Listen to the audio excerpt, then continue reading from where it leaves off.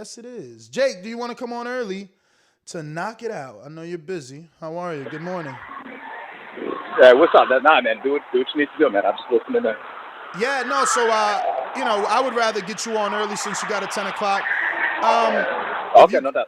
if you could just tell us about your breaking news story, obviously with the WBA, and do you believe that this is actually going to take place? I know that most recently Dan Rayfield came out on his social media retweeting his 6-year-old story when the WBA president told him they were going to reduce titles 6 years ago.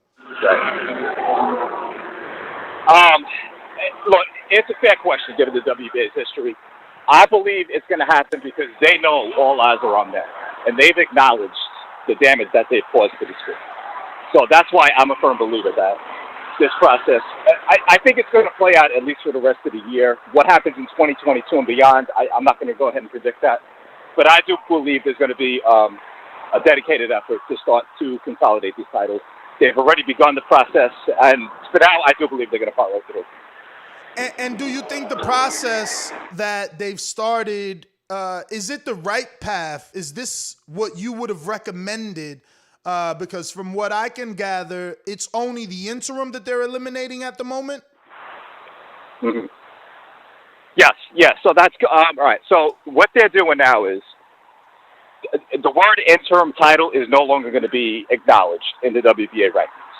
The only case is like the way that they do it with I'm going to say the WBO and the IBF because they handle it the right way. If a champion is injured and can't fight, then they'll assign an interim titleist if there's not like a secondary titleist in that division already. Other than that, the WBA is no longer going to start doing these interim title fights like they've been doing, just throwing a belt just because the promoter asks for it. So to answer your question, though, yeah, I do believe that you have to start somewhere. Obviously, everyone's saying, okay, I want to see Tank stripped, I want to see Anthony Joshua, but you can't start big because then the process never seems to go anywhere from there. It's like once you go big, it's like they make that statement, then that's it. Everyone acts like the problem is resolved, and it's not. So you start from the bottom, and then you start building your way towards the top. So once you see that it works with the steps that they're taking, I do believe then we're going to see the bigger fights finally play out the way boxing fans expect. So I mean, today's show, we're assuming based off the newest mandate that the interim champion is no longer an interim and he's now become a mandatory for the regular champion. Is that correct?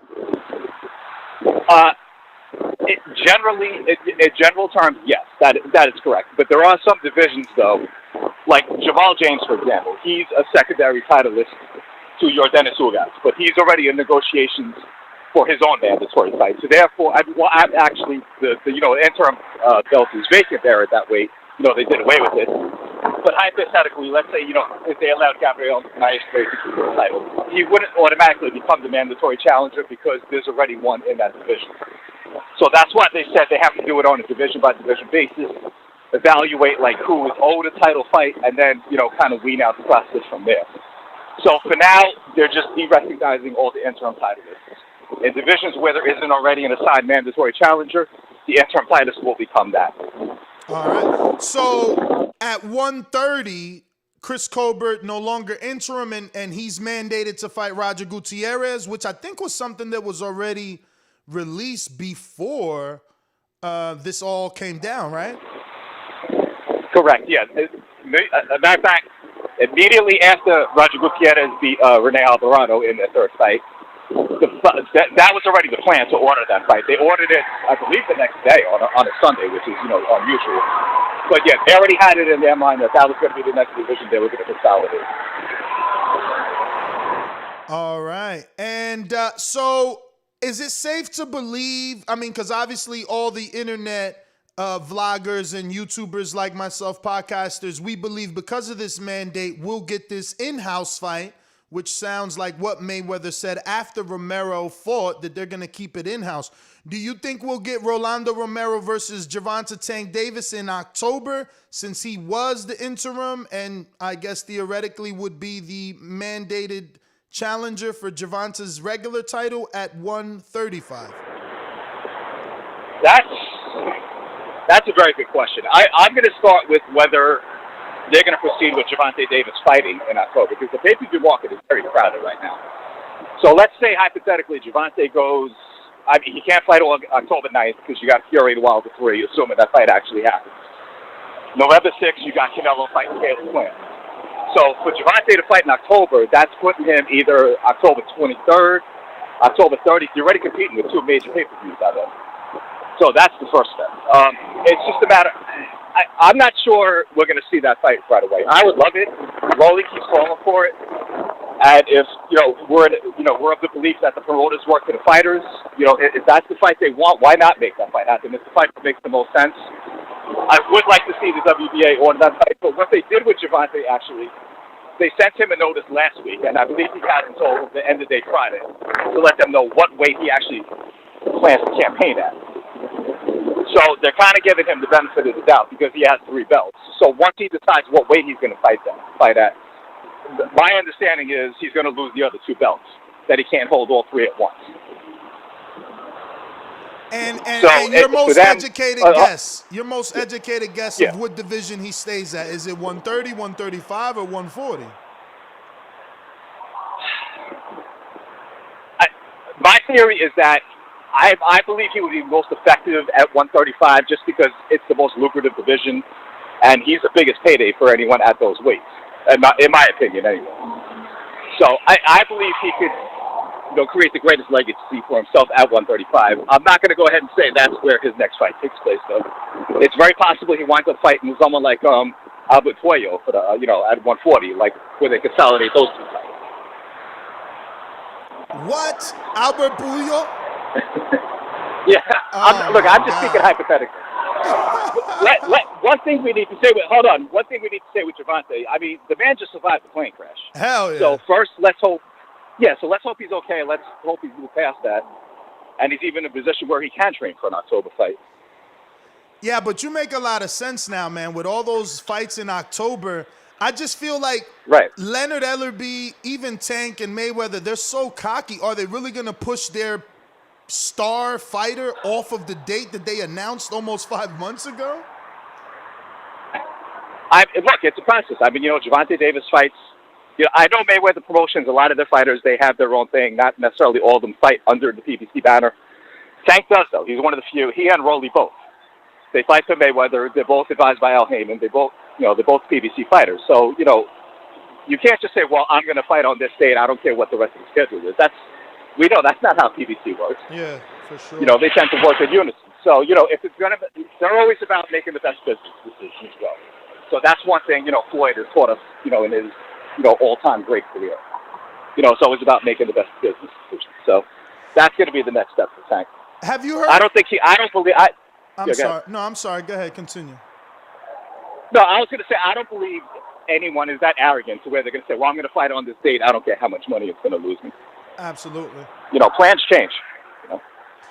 That's why I like interrupting. I was going to ask, have you heard any rumors about Haney Romero negotiations and or offers? Because Romero is on a Fight Hype interview saying that Haney wanted $5 to $8 million, and that just sounds absurd. There's no way Bill could have asked for $5 to $8 million to fight Rolly on Showtime. Look, they have the right to ask whatever they want. What they're going to get is what they're willing to accept is another story. But do you even think? Look, Haney wants a big fight next. But do you even think that Bill is capable of asking for $5 to $8 million for that fight?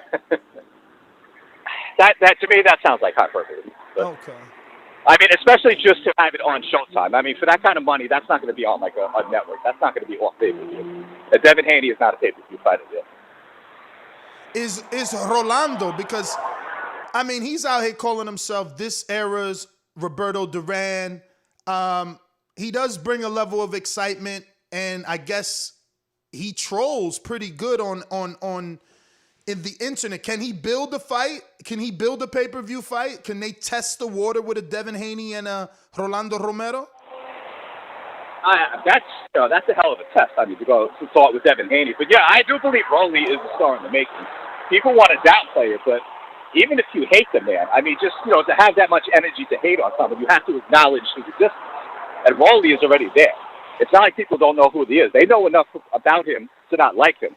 So you nailed it. He's If he was 154 pounds, the ultimate fight in boxing would be him and Jamel Charlo. That'd be like the most epic press conference of all time. That's like the ultimate troll fight. Rawley's already getting to that level. Yeah. He needs the accomplishments to go with it. But, he's doing all the right things. I personally like Rawley. I get a kick out of it. The way he goes about his business.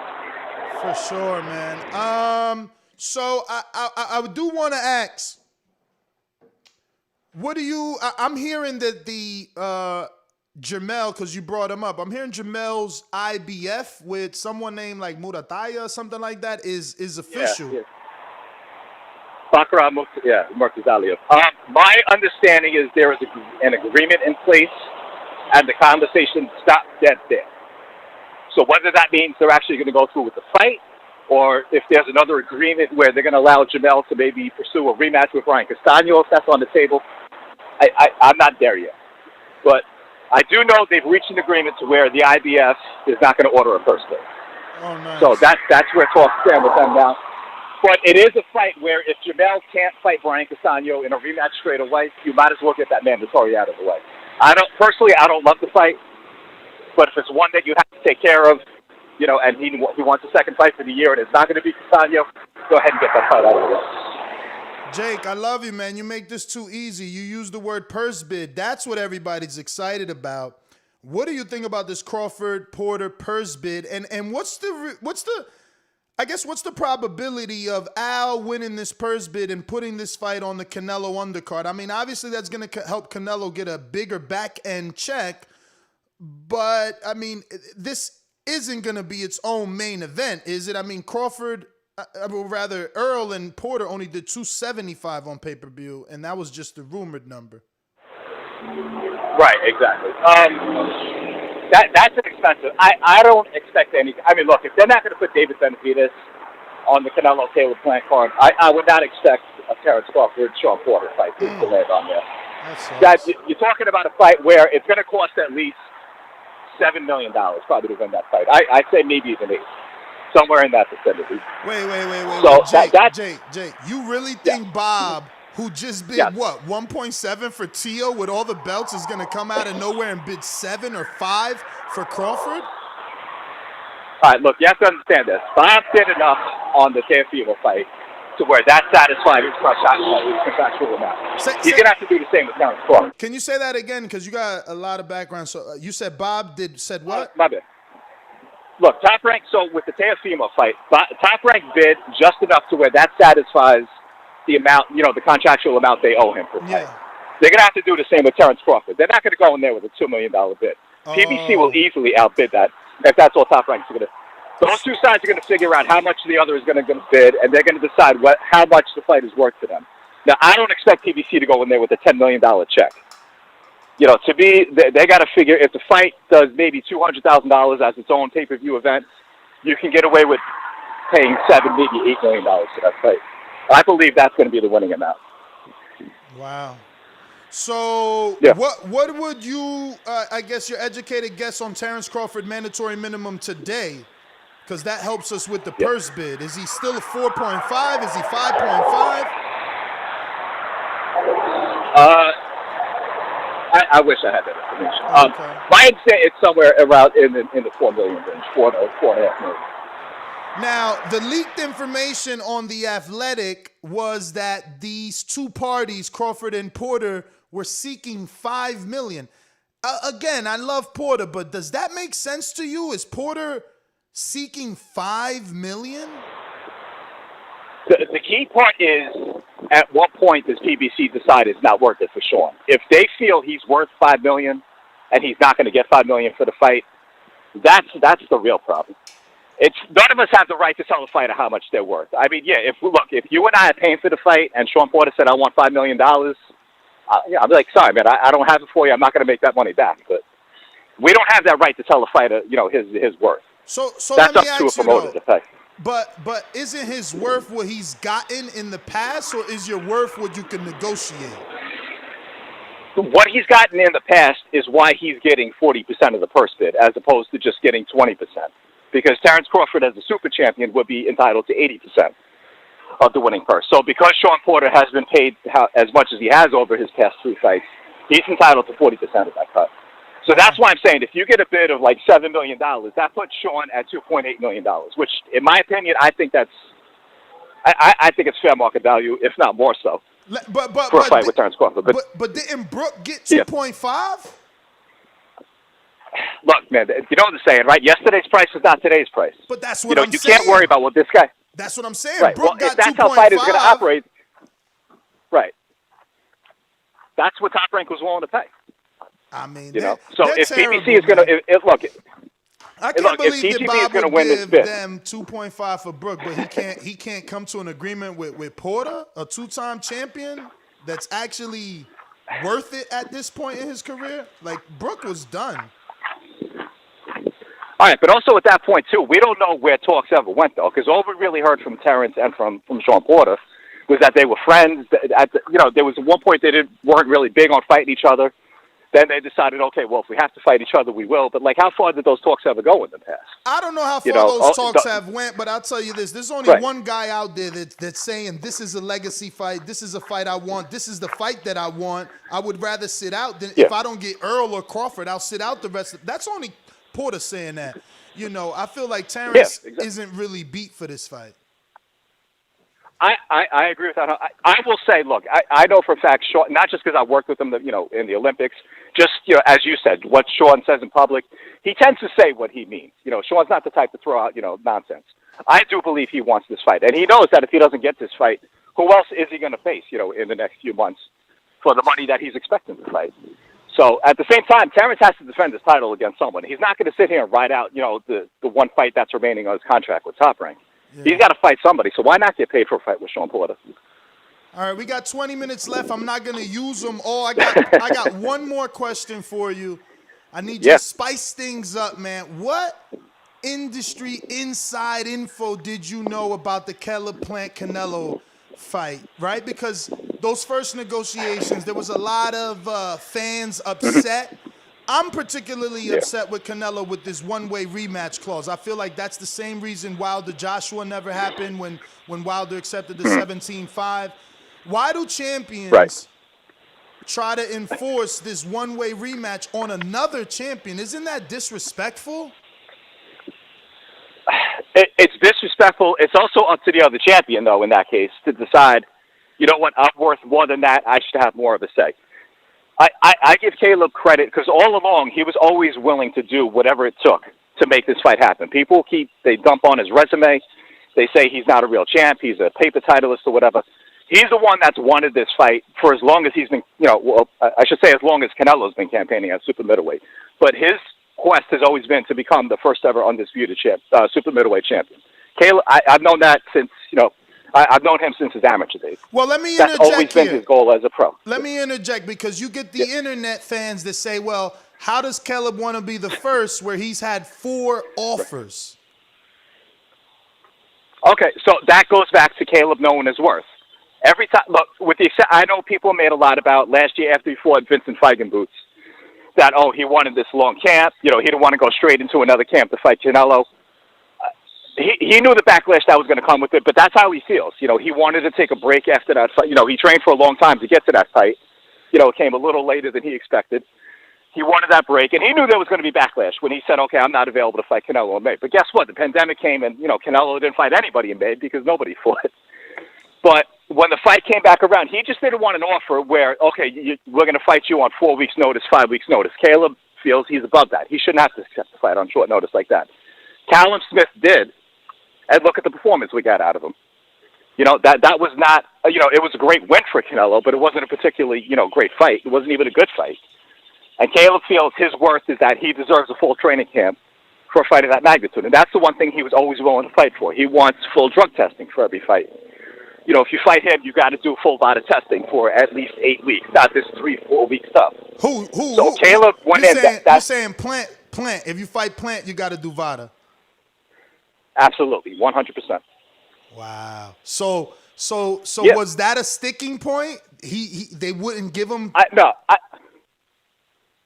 wouldn't say the specific amount of drug testing, but Caleb wanted to be treated like a champion. I mean, he's getting the championship payday, but it was never just about here's $10 million. We're going to dictate every other term. Caleb wanted to have some say.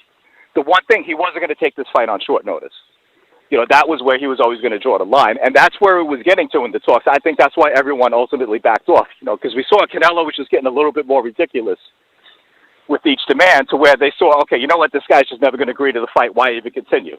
Yeah. So I think they did the right thing at that point, but, just kind of, everyone was, oh, the fight's dead. Canelo's going to fight Bivol. Caleb Plant's never good. I knew that talks were going to continue. I'm not going to say I knew when they were going to get agreed to, but I knew the fight was never dead, and I was on record in saying that. So, but I knew at that point the smartest thing was for everyone to just kind of take a step back, reevaluate. Excuse me. Once Canelo decided, you know what, we can go do this in November, that's where hope was restored that the fight could happen, and sure enough, that's what took place. Nice. So, you said Canelo was getting more and more ridiculous. What was, I guess, the most ridiculous thing for you in all your years of covering the sport? So at the time, and it's going to sound, it sounds ignorant in retrospect because we saw what just happened with last week's fight, but just expecting that same $40 million payday, regardless of who he fights, I thought that was a little, you have to understand. It's like they're not going to dump that much money in you and lose if you're not going to come back even for a second fight. No, that was exactly my issue. So now, do you have knowledge of this current situation? Do you know if Pacquiao got the same guarantee for Ugas? I don't like speaking on speculation. I will just say it's my understanding. I don't believe he took a pay cut, but I don't have intimate knowledge of that. Okay. So I'm not going to say definitively that he did. My understanding is that he got the same payday. That's why it was so crucial for Ugas to take that fight and, keep the line moving. And that's why the pay-per-view, price point stayed the same as well. I definitely paid $80, man. It was 75, and they still hit me with the tax for $5, man. I can't believe it. Yeah, I know. I got that same bill, and it did hurt. But I'm glad Ugas got the win. It wasn't a particularly great fight. It definitely wasn't a great co-feature. But if it's the last time we see Manny Pacquiao, then it's I don't know. I don't like spending money on pay-per-view as it is, but. Yeah, it wasn't pretty to see that, though. Nah, it ended up being a decent fight. I'm glad I did pay for it because I would have missed an upset, and upsets are what makes this sport. So, but I am gonna thank you. I want to make sure I give you enough time for your 10 o'clock. And nah, you're good, man. And thank you for your time. Please give out your social media. Once again, we're on the line with boxing writer for Boxing Scene, Jake Donovan, Jake in the Box on Twitter.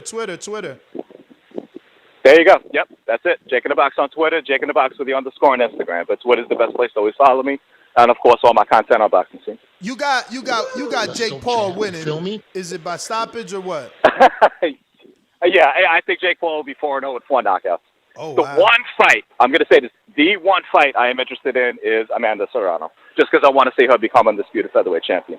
Yeah. So I'm so glad, I wish she got that unification bout that she wanted. It is, and I like the fact that they're really anchoring that fight as, they're promoting that fight as the co-feature. She deserves it. She's one of the greatest, fighters in women's boxing history, and, I'm glad she's finally getting this platform. We get a look at Daniel Dubois for fans who haven't seen him fight. Tommy Fury, it is what it is, but that could be a future Jake Paul opponent. So it's, it's strategic, placement on his being on the show. So Charles Conwell and Montana Love, I'm glad they're getting their hometown showcase, in spite of Charles Conwell's, forget, I don't even know if I want to go there, but, I'm glad that, they're both getting a fight in their hometown. Yeah, I'm super excited for that Branchek Montana Love fight. He's going to be pushed. Yes. Yeah, definitely. That's that's a tough test to ask, for Montana Love, especially in his hometown. It's like, usually you get a soft touch, so, we'll see. Hopefully Baranchik is, fully recovered from, last year's epic fight with Jose Zepeda. But, if he's, even close to championship form, it's easily the toughest test of Montana Love's career. Mm-hmm.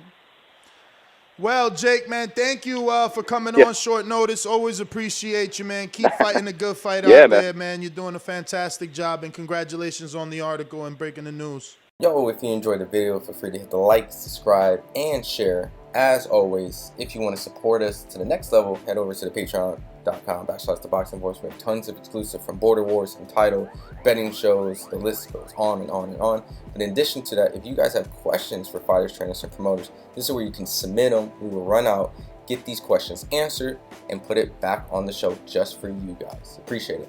Peace.